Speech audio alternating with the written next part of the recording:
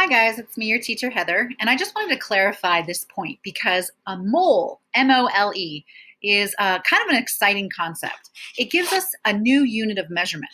Just like inches or meters, ideally, allows us to measure things like the distance you travel to the volume, since it's a derived measurement of the amount of coffee I've been drinking. A mole is a unit of measurement.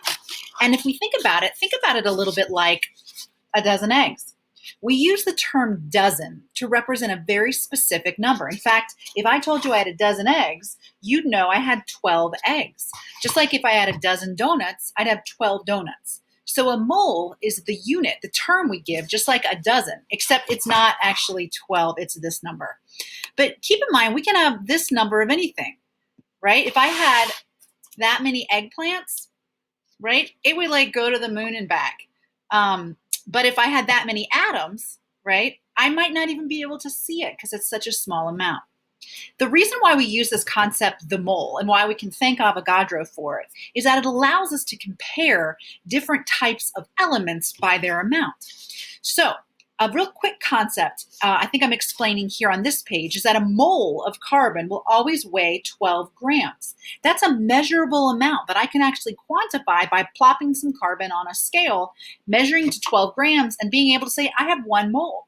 If I had 24 grams, I'd have 2 moles. Now, gold is a little more dense. And so if I look on my periodic table, then I can see that the atomic mass unit for gold is about 197 grams. So that would mean that if I had a mole of gold and a mole of carbon, I would put on the scale the gold and it would weigh 197 grams. Just like if I had 300 and whatever that is, close to 400 grams, I would have 2 moles. To conceptualize this, let's think back to my eggs.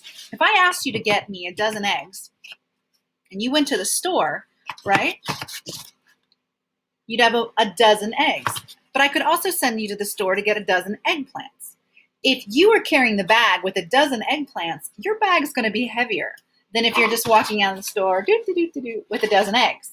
But you'd still have the same amount. So if I had a weird recipe like, eggplant parmesan, that might require 1 egg and 1 eggplant, right? I'd still have 1 of each. Or if it required 12, a dozen each. But those would have different values. And the beauty of this is it allows us to quantify in a reaction, just like in a recipe, how many of each I need.